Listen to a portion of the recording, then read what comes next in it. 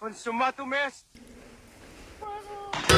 In nomine Patris et Filii et Spiritus Sancti.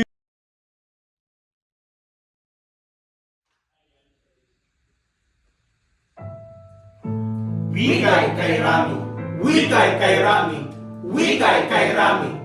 Ang buwan ng wika, oras na nagpapahayag ng talinghaga. Talinghaga, Talinghaga, talinghaga ay hindi inaayon sa kabila, kundi ang yaman ng diwa. Na kung ang katutubo'y sindaming likha, ilahat ng wika'y nabuod, nagbubukod tangi.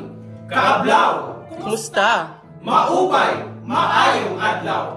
Ang kainigayang tono na kung parang mag-iyo ang matatanaw, bagkos ang wika ay naglalahad ng dagos na kultura at panahon. Ang kabataan at Pilipino'y hindi dapat nililimot ang layon. Makikita'y na parang puno naglalagasan at tumutubo muli ang dahon. Wika'y napapahalagahan lamang sa atas ng panahon. Na kung dapat ay araw-araw, may papahiwatig ang pagkatao ng Pilipino. Bigyang halaga ang ikinamatay ng marami para ito'y maging buo.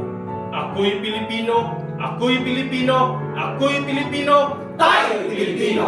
Tungkulin natin ang mahalin ang nasyon at wika ng sarili.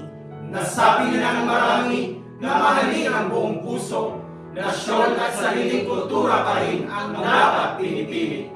Wikay kay Rami, wikay kay Rami, wikay kay Rami.